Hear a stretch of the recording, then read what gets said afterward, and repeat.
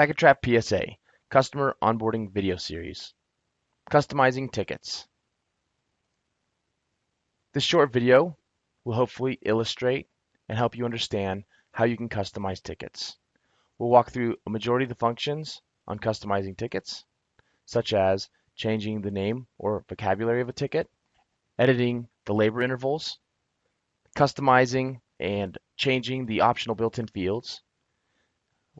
We'll walk through setting the default related to users. We'll also walk through the settings on default comments on a ticket. And we'll also take a quick look at how the different assignment options work within PacketTrap. To get started, log into your PacketTrap-PSA account and navigate to the settings. From there, go to General. Under the General settings, go to Tickets. The first option is setting the vocabulary. In our default, tickets are named tickets. To change that, simply just change the radio buttons to include any custom vocabulary you'd like to add. Once the setting is saved, anywhere a ticket is referred to within the PacketTrap system will now have the new custom vocabulary. Next is labor intervals. Here you get to choose when your users add labor, is it a 6-minute interval, a 15-minute interval, or both? Let's take a quick look at where the intervals come into play. If we navigate to our Tickets tab, I'm going to go to an existing ticket and simply add labor. Here, my duration is in 6 and 15-minute increments. If we just decided the 6-minute increment, we would just have increments of 6. If we just decided 15-minute increments, we'd see values of 15. Customizable built-in fields. There's a handful of fields that are built into the system and they're optional. Optional meaning they can be enabled or disabled. In this example, you can see we've got type, due date, and status enabled. To take a look at what that looks like on a ticket, let's go back to our ticket list.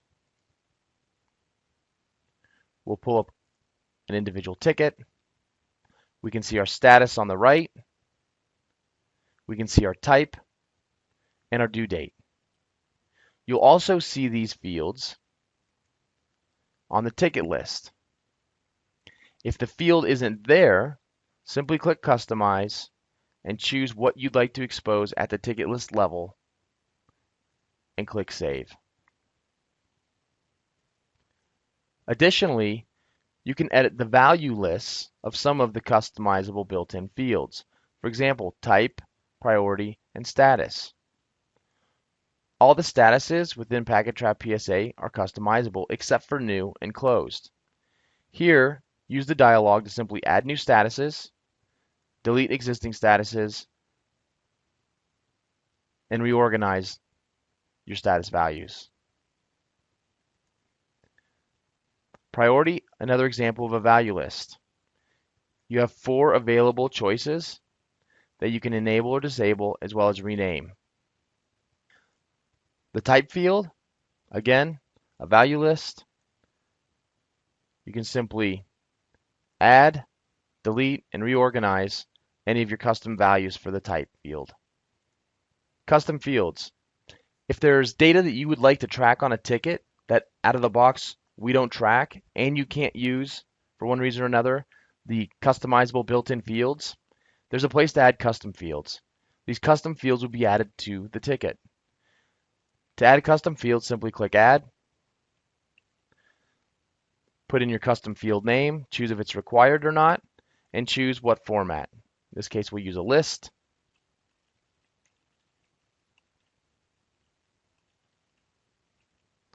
And we'll add some values. Click Save. The custom field has been added.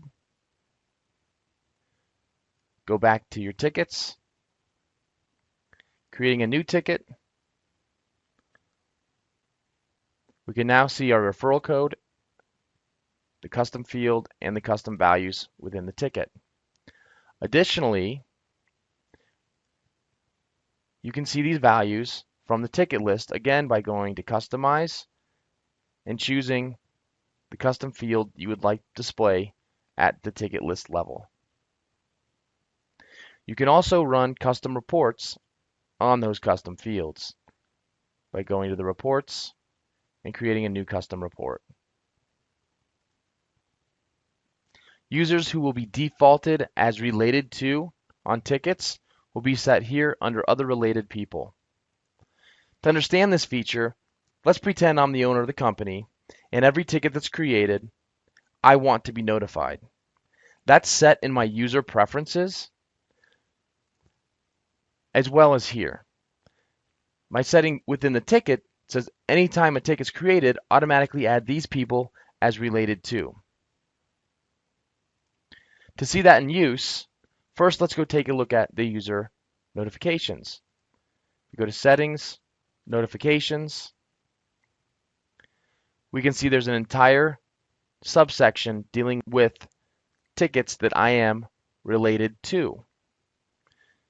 So if I am by default related to on all new tickets, how do I want to be notified when those tickets are created and changed and pushed through the process? We'll also see this when we create new tickets. When I create a new ticket, by default, I am related to this ticket. So falling back on my notification preferences, anytime one of those conditions passes, I will receive an email and or a text based on those conditions. To set the user, simply add the users to the list, and now all 4 of these users will be by default related to and notified on new tickets.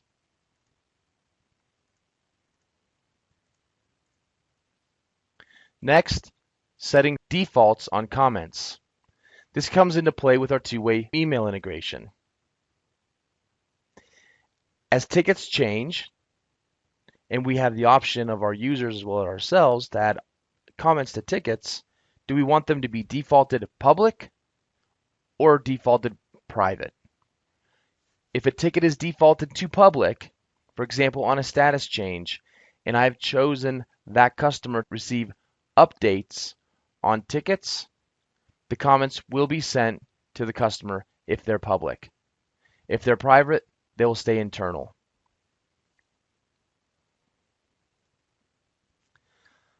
Assignment options. The first option we have is, are we going to allow assignments to have more than one assignee? To see this, let's go back to our ticket list and look at our top example. Our first assignment is for Sean and Ted. So this multiple assignee is enabled in my account. The next assignment is for simply Ted. Choosing yes on that option or checking the box allows you to add multiple people to a single assignment. If you have it turned off, you cannot do that, and you'll have individual assignments for each person. Our new assignment options. This is a way to set defaults to make everything move through the system a little bit quicker and easier. First, we need to decide, are the majority of the tickets that we process unscheduled or scheduled? If the majority of them are scheduled, click Scheduled. Then by default, when you create an assignment, it'll be defaulted to a scheduled assignment. Next, you'll want to set your conditions for scheduling assignments. Do you want the calendar to default to the current day, the next work day, or 3, 4, or 5 days out? Do you want to start the assignment at 8 a.m. or do you want to start the assignment later in the day? Last but not least, what's your typical duration schedule an appointment? If it's an hour, set the default. If you typically have longer engagements, default it to 3 hours. To see this in action, let's click Save. Let's go to a ticket. We'll create a new assignment. It's scheduled. We've scheduled it for the day of, based on our settings, and it's a 3-hour engagement. Next, under the new assignment options, is what happens once we create a ticket, and add an assignment. We can impose a workflow that basically states after we create an assignment, automatically changes ticket status to any of your statuses. Next, we have completion options on the assignment. First, do we want to require a comment when completing assignment? If we select yes, when we go to complete assignment, we must leave a comment there. If we leave this open, it's not required. Next, we need to decide how we're going to process or move along a ticket where all assignments have been completed. We can automate that, and when all incomplete assignments have been completed, we can automatically change the status of the ticket to work complete. Or we can make it manual with a default of work complete, giving the users the option to change the status to something other than what we've imposed in our workflow. Let's take a look at how these settings affect the ticket. To do so, we'll go back to our Tickets tab. We'll find a ticket where there's an assignment that is incomplete, which this one is. We'll click on the hazed out checkbox. That'll open up the assignment completion dialog. Once there, this is the comment that can be required or not. We can simply add labor, click save, and now we can see on this ticket, 1242, the assignment is complete and the status went from assigned to work complete. Going back to the settings, let's do a manual status change. We'll click save. We'll go back to the ticket list, find our ticket. Here we can see our status is exposed to the user. By default is in a status of work complete. And we also give the user the option to change the status as well. Click save. And the ticket changes status to what the user defined. So that's how you customize tickets. I hope that video helped you understand how we can edit vocabulary or the name of the tickets, how the labor intervals work. We talked through the customizable built-in fields and the ability to turn them on or off on the ticket. We set the default related to, and hopefully you understand more now of how that affects users and tickets and notifications. We talked through how to set the comment defaults, and we also walked through some of the call flow and assignment options and discussed how they affect tickets. If you have more questions, feel free to contact sales or support at PacketTrap.com.